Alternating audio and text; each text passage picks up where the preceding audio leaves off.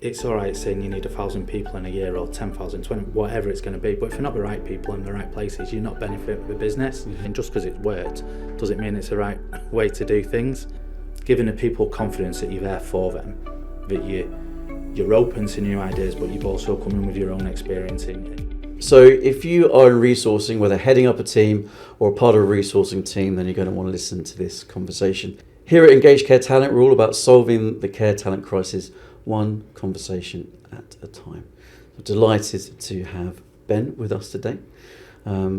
Thanks for joining. It's great to finally get you into the studio. Yeah, long time coming. Yeah, we got some great chat set up, haven't we? Let's talk a bit about that. Yeah, and obviously we all know each other pretty well, so this should be pretty warm, shouldn't it? Exactly. I think, look, given the experience you have, in your current role, but the experience you've had leading up to your role as in head of resourcing, I think there's some great things that we can talk about in terms of, the experience you've had, but also kind of the things you've learned along the way. So let's start off with just a bit of a whistle-stop tour of your career. Whistle-stop, okay. Yeah. Career-wise, so went to Sheffield Junior, Sheffield Hallam, dropped out 18 months, 2 years in, homesick, not for me, all that. Mum and Dad said, you need to get a job. Lived near the Trafford Centre, started working in a retailer there, enjoyed it, fit the bill, let me play my football, have a drink with the lads, that sort of stuff, but very quickly I realised that I could probably do more than what was being asked of me. Within about 3 or 4 months I was a supervisor and an assistant manager of a store in the Trafford Centre, so then you get other commercial sort of insights. What store was it, Ben? Bank Fashion. Oh, was it? Yeah, yes, you may know it. There was a few of them all over the show in the Northwest many moons ago. And really enjoyed it and just started to enjoy the leadership side of it a bit without even really knowing it. Sort of, I think my mum and dad asked me once and they said, how are you doing this? I said, it's just like captain of the football team. You make sure they're all okay and make sure they do it. And anyway, so I did that. I was with him for 4 years, 5 years, working in retail, children come, not the right mix. Okay. So got a job in recruitment, very junior, cold calling, this, that and the other. Didn't really enjoy it, if I'm going to be honest, I hear now. It wasn't for me. I enjoyed the other sides of it, the other bits to it. And I was with him for a few years, potted about a couple of others as well. And I did get to enjoy it then because I really found out what I was good at and how to sell and how to speak to people and actually understood the healthcare industry a bit more. And then I took a bit of a curveball and I went into shop fitting, project managing. And I had the E contract for, don't know if you remember, but we changed from that colour yellow to green, blue to turquoise green, and I had the stores all over Scotland. And it was a bit of a test of character, but I learned a lot about myself. I learned that I've always known I can work hard, I always know that I'm a bright lad and I can switch things on and off or whatever, but organisation, you can imagine the types of people that you're speaking to in those worlds as well. You've got head ofs for EE, then you've got the site-based lads, you've got the site managers, you've got all the different tradespeople, and I did it for about 18 months, really enjoyed it, but the rest of my life took a back step because I was working 60, 70, 80 hours a week, here, there, everywhere. Got to a point where my wife now, Amanda, just said, which way is this going? So I left and I went back into healthcare recruitment, but this time I went in internal at Four Seasons Healthcare as a regional recruitment manager. So I looked after based out of York, but that sort of area east of England, going up to the north of England. Then became a resourcing project manager at Four Seasons when I realised there was a bit of a gap between the great stuff they were doing, but no one was pulling it together and supporting ahead of resourcing. So I sort of put a role forward and was very fortunate to get it. Worked in that for about 18 months. When I joined Bupa as a resourcing operations manager in care services, looking after the nursing home side of recruitment.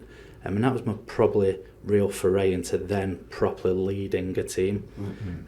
Team of 20, 25, I think, reporting into the head of resourcing at Bupa, who coincidentally I worked with at Four Seasons as well. So we already had a really strong relationship, and she knew exactly what I could do and where I was coming from. really enjoyed my time there. It was through COVID as well, so again, learned a lot about myself and my leadership skills and what was needed from the business, and making sure that the team were first of all okay with their well-being, and then being able to deliver in a time of crisis.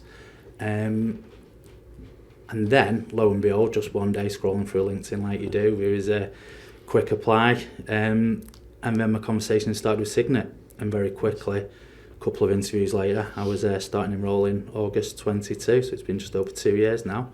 And I'm loving it.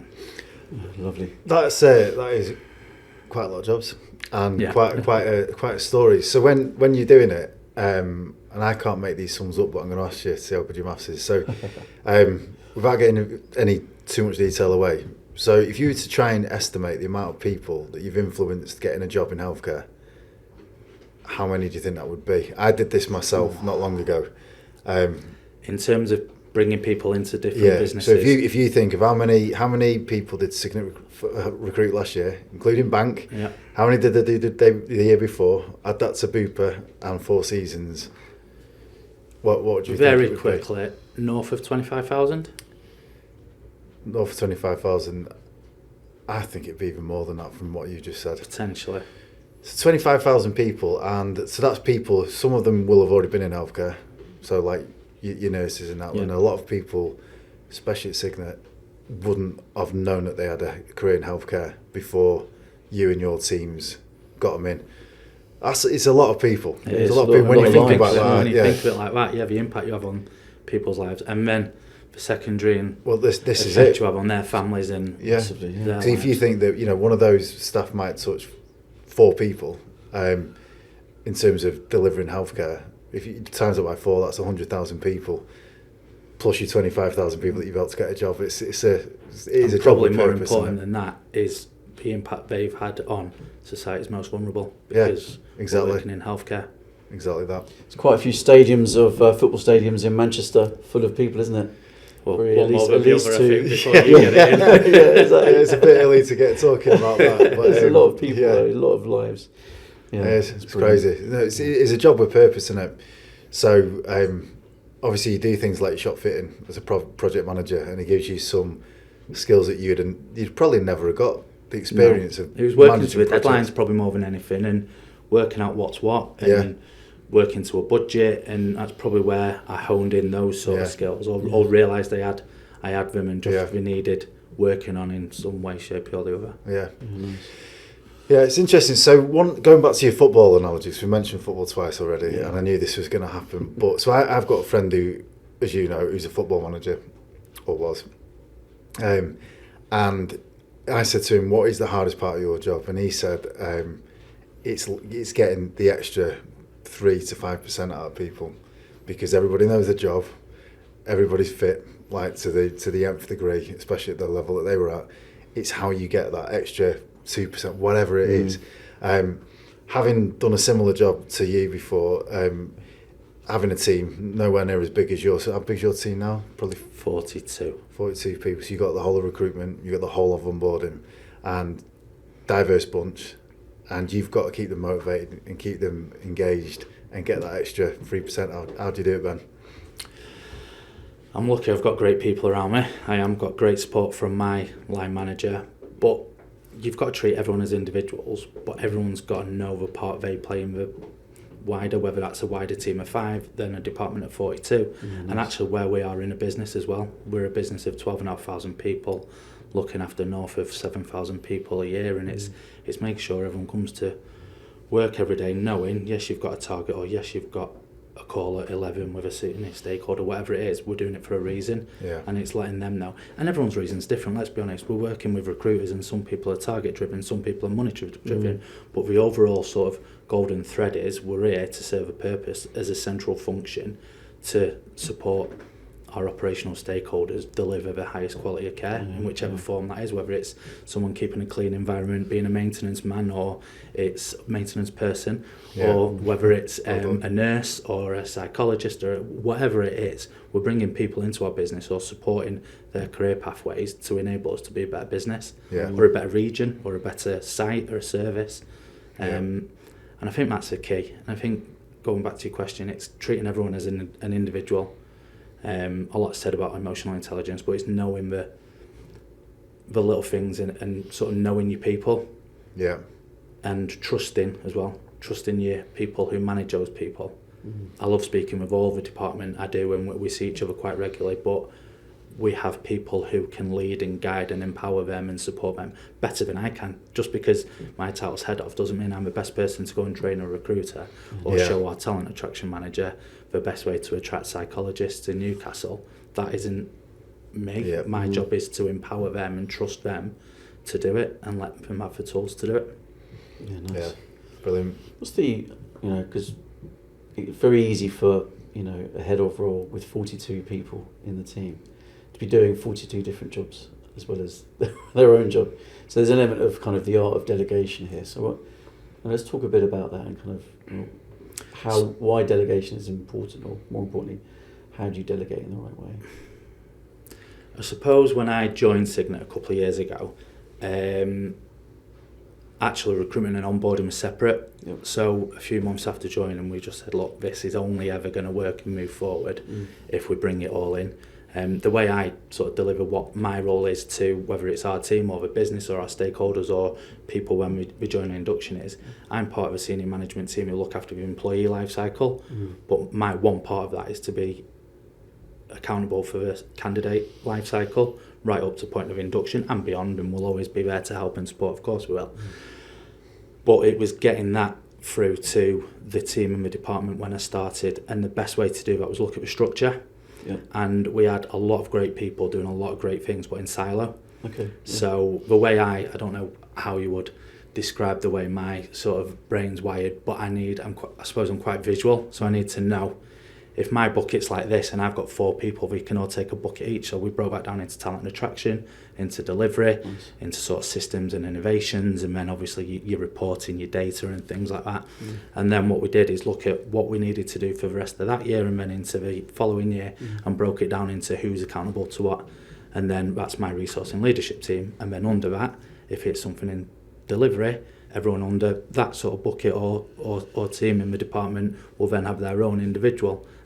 And then they'll know that if I do this 100 or 50 or my time's higher improves, this is how it impacts, and it's sort of, and then you can sort of talk up or down, whoever you're talking to. And that worked really well for me because, going back to it, Cygnet's a bit of a beast, and coming in fresh-eyed and wanted to know everything as soon as possible. If I knew people were on with that, I could then get to know the business and see where the pressures are and making sure that we're sort of guiding our ship in the right direction. And it worked. And like I said, I was lucky that I inherited some fantastic people. Some people left and moved on, and we changed and we repurposed and things like that. We were fortunate we moved to a great office. So the skills I think I've got in terms of empowering people is very easy to do because the support was around me to do it as well. And now everyone can sort of hopefully look in the mirror and go, this is my remit for today, the week, the month, the quarter, and really know whether they're doing themselves justice, the team justice, and the business justice, and our service users and patients justice. And it's a good story to tell. We work in healthcare, it's an amazing place. It is a good really story to tell, and you're doing an amazing job. And I know you're just about to speak, but I'm just going to jump in because I'm impatient. So we do a lot of benchmarking with our clients and with other companies in healthcare. And what really surprises me is that a lot of heads of resourcing, they do measure some things and some things they don't measure. And I've got a pretty good idea of what metrics should be measured. But I thought it'd be quite good, because you've mentioned a few of them already, is if you could say what you think are the important metrics for measure. So if someone else is listening to this, thinking, what should I be measuring? I get it asked a lot. I'm not putting you on the spot, by the way. But what do you measure? What are the important metrics? For me, in my role? Yeah, in your team. Obviously, we work for a corporate business, so you have your corporate objectives, your X amount of hires in a month, quarter. But to me, it's the quality of what we do and the reasons why we do it.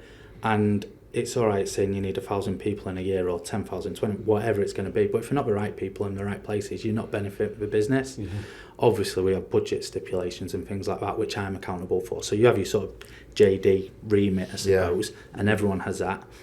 But to me, I suppose the biggest one for me when I first joined is I told everyone I want and it sounds a bit cheesy and corny, but I want our department and you all as individuals to be synonymous with delivering outstanding customer service. Yeah. Nice. And I've really stuck to that. And I don't mind people making mistakes. I don't mind people, it's my department, it's not what Ben says, we're all a part of this, let's challenge each other, but let's make sure we're all doing the right thing. And I suppose it's those softer skills and the stuff that's a bit less tangible, which is sort of the bits I hold dear, I think, and the bits that I want to see from my department, because everything else will improve organically through taking that approach. I'm a firm believer in that. Yeah.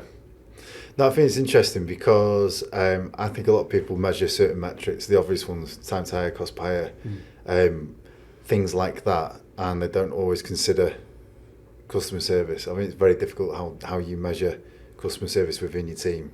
It's a bit more of a culture thing, that, isn't it, within your team, rather than I'm going to measure this on a spreadsheet every month.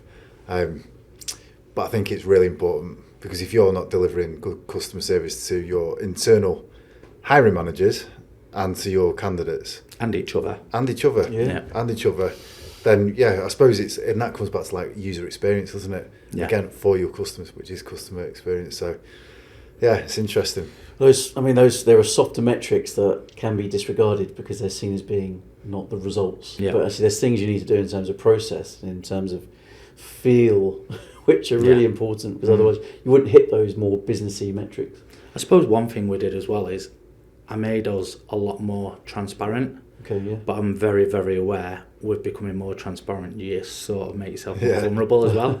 So, without quoting people, without like people in glass houses, but we're very aware of that. So we need to make sure that our house is in order, or be honest and say we're not quite there yet. But in order also to get to the next phase, or the next 10 hires, or the next part of a project, or whatever it is, we need to reach out for other people and get people involved in your story as well, in your journey.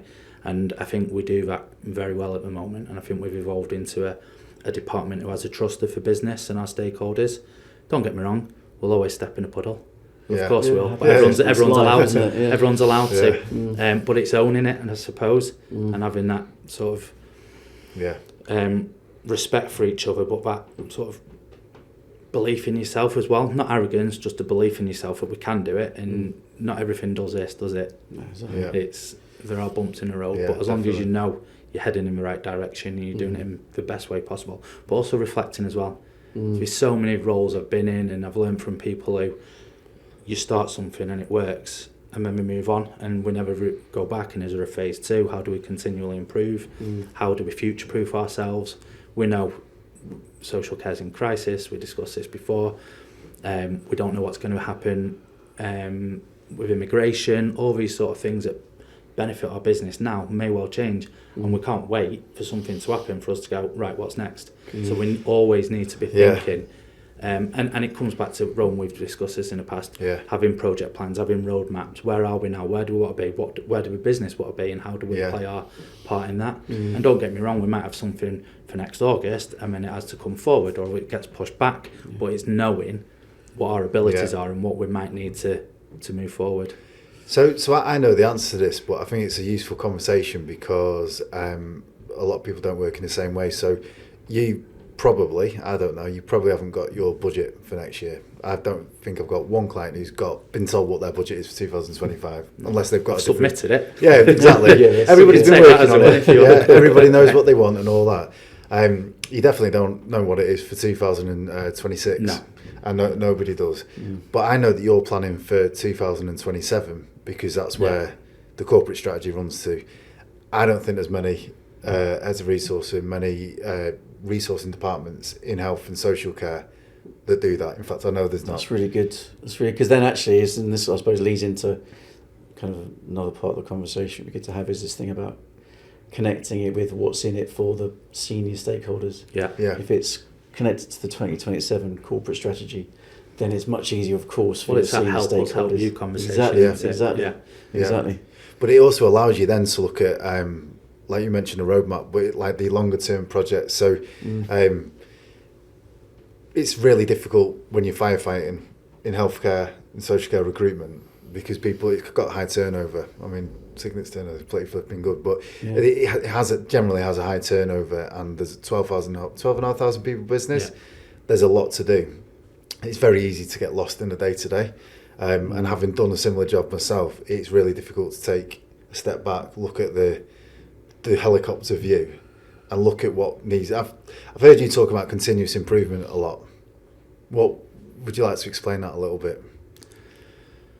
I suppose it's just not standing still and resting on your laurels. We had a great year last year, a great quarter, but that doesn't mean next quarter's going to be, or this time next year we're going to be seen as however we're seen right now in the business. And that's not fair on the 42 of us in our department, let alone the rest of the business, because we might have recruiters doing a great job now, but do they always want to be a recruiter? Do we want to be a senior recruiter? Do we want to be a specialist recruiter? Do people want to move out of recruitment and go into attraction or HR or leave and change the career pathway in general? We're responsible for the careers of the 42 people in our department, and if we're not thinking about what's next and how do we do things and being really brutally honest with ourselves and saying just because it's worked doesn't mean it's the right way to do things. And we don't know, so you should always have, I believe, a couple of different directions to go. My budget might be double next year, it won't be, but you never know. So then we know, well, if it is, we could be doing this, or we can bring something forward. If it's half, right, what do we know we definitely need to do, and then what is it that would be a nice to have? And I suppose it's just always reflecting, and I am a true believer in that. I just think that if you just stand still, you very quickly get lost. And going back to our stakeholders, whoever they are within the business, whether it's our teammates or whether it's the CEO or a nurse on a ward in London, whatever it is, we're not going to be doing the best by them if we're not thinking about how we can do things a little bit better. Brilliant. So one of the proudest things that you've done whilst being at Cygnet in the last 2 years is implement a structure that clearly works and that people are buying into. You've got the motivation of your team, you've got them engaged, and I know you're absolutely smashing it, and you should be Thank proud you. of that. But Not an easy job, is it? yeah, what we haven't mentioned though is that tonight, on this very night of recording this, is that you are up for 2 awards. Cygnet are, yeah, not me, Cygnet, yeah. At the RMAs.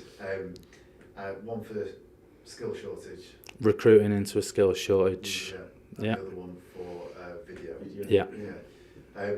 I just wanted to have a little discussion about the nurse, because it's the nursing skill shortage specifically, and around the different elements that have gone into that, because it wasn't you sticking budget behind a job board. No. So what can you just tell us a little bit more about what went into that award entry? So when I first joined, obviously you look at what's working and you continue that, and I inherited a team that needed a structure, a department, whatever, that was delivering. But then when you break it down, obviously we have so many different job families, and you look at what's the next opportunity, it really was nursing. And it's probably because Cygnet 3-4 years ago, if not a bit longer, did a fantastically well delivered international recruitment piece for nurses, but I think it worked that well. People probably took their eye off the bits we do, and it enabled the recruitment team then to focus on the MDT roles or the central functions roles or the care and support and auxiliary roles, and probably at that time rightly so. But we know that it's expensive. It's people, well, obviously it's all people's lives, but these are people moving over from all over the world. It's not going to be sustainable in the long term. So we started looking at why it wasn't the case. What did we need to do? And everything at Cygnet looked the same. If you were reading up on what it's like to be a doctor or a driver or a care assistant or a support worker or a head of resourcing, it all felt the same. So we had some conversations about what we can do, and it's not, like you said, let's put X amount behind whatever job board. Let's go to an agency and say, here's a retainer, we need 100 people. We needed to sort of, going back, future-proof ourselves. So we looked at the amount of nurses we've got, where we needed to be, and how we can go about that. And we set up focus groups to find out and understand, first of all, why people were nurses and mental health nurses or registered learning disability nurses, And then also why Cygnet, and some of the stories here were heartbreaking, but in a good way. Yeah, I mean, there was stories that probably aren't for now, but you're just like, wow, what stuff. Yeah. And what people have been through personally to then want to give back. And we knew we had some good content, and then fortunately we partner with people who are great at pulling it all together and do the creative stuff. We wanted people to know who we are and why Cygnet. And I mean, we've got 14 different service lines, so you can be a nurse at Cygnet and you could have 14 nurses all doing something slightly different depending on what site or ward even you're on. And we want to bring it all together and realise that actually this is a place you can come at the end of your career, the beginning of your career, and you can have a really successful and happy career with us. And we then looked at our recruitment journey for a nurse, what it's like to apply, where are we in the right places, is our brand sticky? And we realised it wasn't. So I mean, 12-14 month project probably in its entirety for phase 1, because we will review it for phase 2 because we always have to. And I honestly, if you told me 14-15 months ago the results we would have had from it, I don't think I would have. It's really exciting. And one of the key themes that came out of the proposition type work was that Cygnet is truly a place where nurses can join and live out their passion for nursing. So like you said, Ben, the reason why people get into nursing, it's not always just about delivering patient outcomes. Most of the time, in my experience, it's come from personal stories. Everyone's got mental health in their family, everybody has. I've never spoken to anyone who hasn't at some point. But Cygnet, the work that the director of nursing, David Wilmot, has put in place, and the whole support structure truly allows that passion for nursing. And the other award is where it got brought to life. One of the elements where it got brought to life, which was the best video category, which hopefully Cygnet this evening. Getting nominated is great, but exactly, most definitely, yeah. And obviously, you've been involved in the video. Well, I think it's great to hear kind of you talking again about the process, because actually, when it came to having the conversations with Sonia, with Richard, you're spending some quality time with them, and they're busy. You don't really want to distract from ultimately what they're doing, but all of it was true. Yeah. And it was so collaborative. We had HR business partners involved. We had Joe, the Deputy Director of Nursing for the whole group, involved in podcasts, and we had clinical training managers, ward managers, nurses of all levels. I think it was upwards of 50 nurses we spoke to about their individual and then collective thoughts all over within healthcare, social care, north, south, east, west. Scotland. We really did try and make it as collaborative and inclusive as possible. And as a result of what we're doing now, we're going to retain people, not just recruit people. We're seeing our time to hires and all those sort of metrics reduce, our cost per hire reduce. But more than anything, we're seeing people actually come and read about who we are. And it could be that a nurse reads it, but actually their son, daughter, husband, wife, whoever may have an interest in healthcare, and it might not even be with Cygnet, but those conversations may help, going back to the 100,000 people, without us even knowing, we're supporting society, know who we are, and in terms of the healthcare sector. Yeah, definitely, because the bigger picture is raising awareness of the sector, isn't it? And the danger is that if people come into healthcare as a nurse or social care, as a care support worker, whatever the job is, and have a rubbish time, they might leave their job, but they might leave the sector. That's what this podcast is all about. Exactly. And I think this is one of the biggest things when we're talking to Nathan in a previous episode, when we were just talking about retention and culture. It all relates, because you're doing such an amazing job of bringing people in. I mean, what we've not really touched on much is the onboarding process. So recruitment's part of it, and a lot of times people do the recruitment, they're like, right, we're done, we've got 50,000 applications. Yeah, totally. And I should have said that before. When I talk recruitment, and I tell the team this all the time, it's not just the person pre-screening, it's everyone within the department, no matter what role they take. That is And yes, we're resourcing, but we know our stakeholders, they'll say recruitment, and we might mean the onboarder, sat in Birmingham, bringing in 40, 50 people a month. It's everyone's process. Everyone's a part of the process, should I say. And we looked at that for the nursing as well, and what more we can do, and there's more to come on that, definitely in phase 2, need to speak to you about that. But so suppose the theme of the new branding for nursing really follows through the onboarding process as well, even in the forms of the language we use in our welcome emails, our offer letters to a point, our contracts. For the next stage is how do we follow that into induction as well, and then actually create communities within our business of nurses, and like I said, create these networks and just let people link in a little bit more. Yeah, because it's talking about the kind of work with nursing, but also with like speech and language therapy and occupational therapy. Massively. You're doing anything of raising the profile of them internally as well. And if you can do that, then actually it goes back to the whole thing around retaining talent as well. Yeah. But also making people feel that they have this mastery over what they do and they really know their stuff. And I think that is an extremely powerful thing to be able to give people. And what was key as well is to bring it back into a team, to make sure they're on the journey as well, so they know I'm speaking to this nurse who we may not have been able to speak to last year. We need to make sure that we give this person the very, very best candidate experience, like we do to all of them. But I'm 2 years in, this project's been 14, 15 months coming, it's probably been live, can't do my maths now, 5 months, something like that, maybe a bit more, maybe even longer.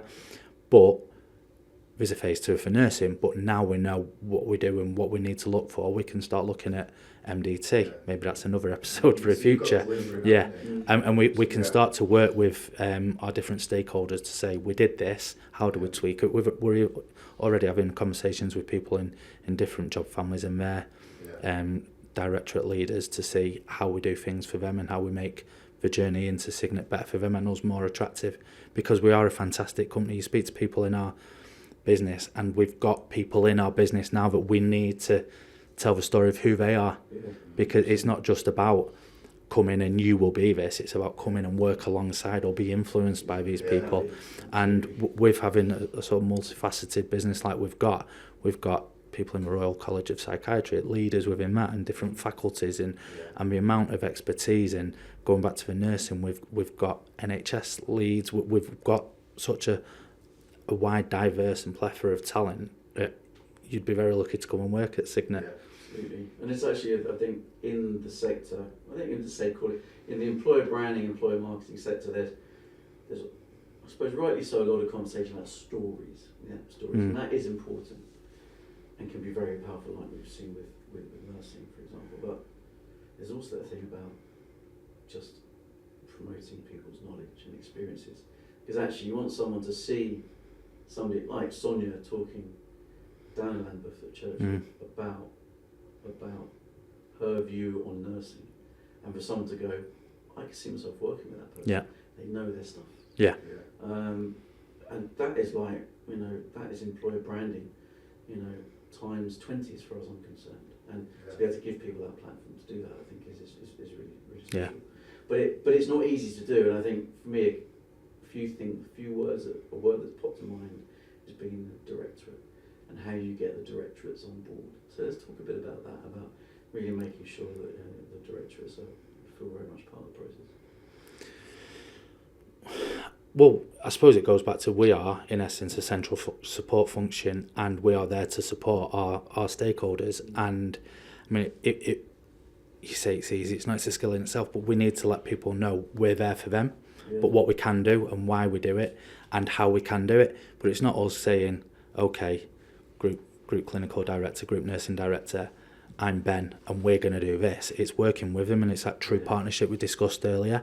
And actually we might think that we need that, but they might go, I understand why, but actually what you need to know is X, Y, Z. And it's going on that journey, and both of you going on it, and they learn from us as much as we learn from them. And I suppose it's the same with all stakeholders, not just sort of directorate leads. Everyone's got a job to do, and I've got a job to do, you guys have, everyone in my department has, and you need people, not just in your team and your colleagues and people you see every day, you need people from around the business or even externally to support you to deliver. And it's we're all here to do our jobs, aren't we? We all do different jobs. We all like to think we're doing well. We all know we can do them a little bit better. But we're only going to do that if we network and we speak to people and make sure that they know we're a source of knowledge. And the other thing I've realised is, just because we want to do it right now doesn't mean that's the right time to do it for the business. Yeah, so it's, you've got to do things when the appetite's right for the people who will need it in time to come.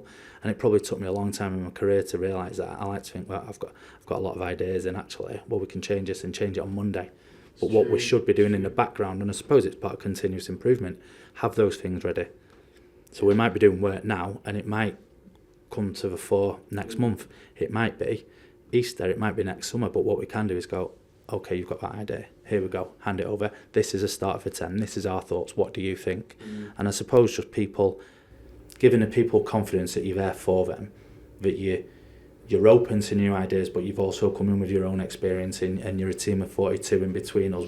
We know we'll be able to deliver in any way, shape or form, should give people that confidence. And I'm very lucky as well, because I'm part of a senior management team who are held in high regard as well. So we have heads of HR ops, heads of learning development, we have head of employee relations and policies. So between us all, we should know the business and how to navigate it, and know the sort of key pinch points.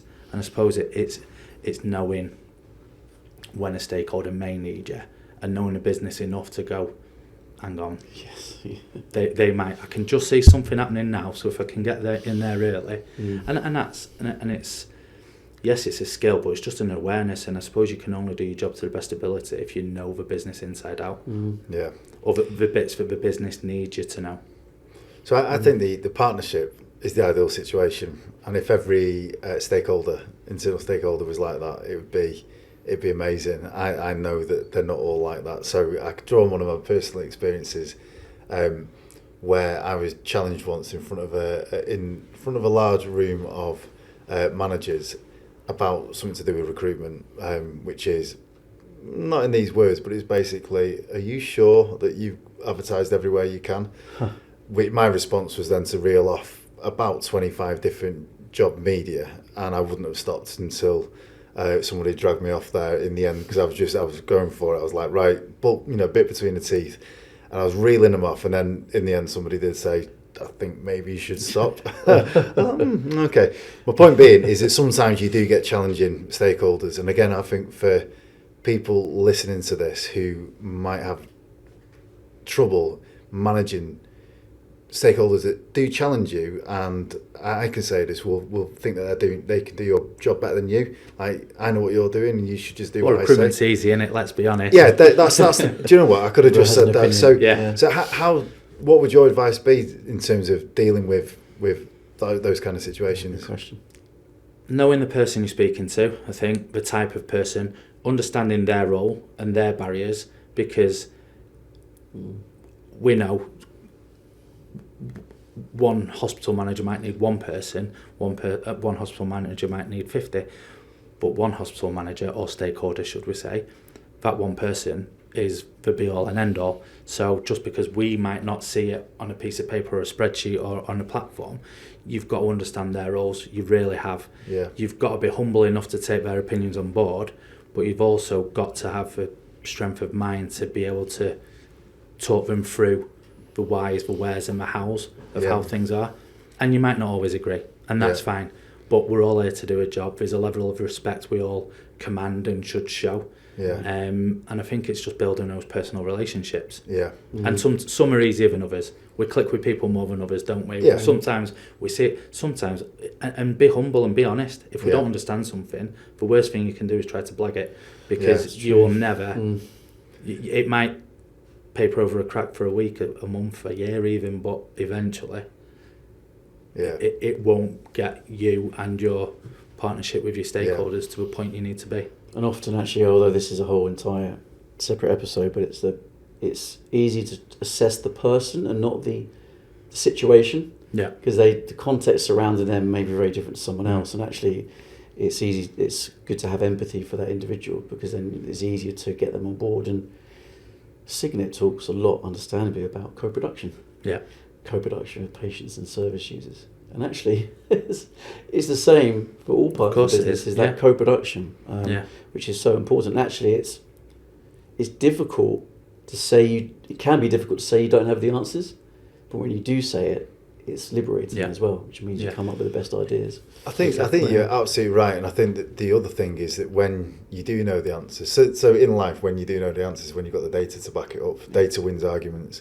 So if you are right, and obviously you can do it in a very professional and respectful way, but instead of, but if you've got the data to back up what you're saying, then it does prove a point. And if you can be humble and say, and if you can bring the data to life, even better. Yes, even better. Yeah. In fact, and then you can make it so people don't have to go searching for it. You avoid those conversations altogether. And if you are challenged, you're not always going to be the best person to answer. Yeah. But what I would advise is try and know who those people are. Yeah. If it is a data question, if it is a recruitment on onboarding, whoever it is, know the people who will know. Yeah. How long do you reckon it took you in coming into a big company to navigate it to a point where you did know? No, in terms of who to go to. Who to go to, who does what, what levers to pull, all that kind of stuff. I suppose I'm still learning now, in all honesty. Yeah. But you sort of know the prerequisites, what you need to know very quickly. Yeah. The senior stakeholders, and then going back to that structure, we'll have people in our team who need to know people more than I need to know them, and you quickly, you know that through your monthly meetings you go to and stuff. But probably until I felt confident enough to answer a question without having my notes next to me, you're talking a good 6 months at least. And like I said, you're still learning now. And then things change, business need changes, life changes, society changes, governments change. So actually what you knew last week might be different to what you need to know next week. So it's, and I suppose it just goes back to that reflection and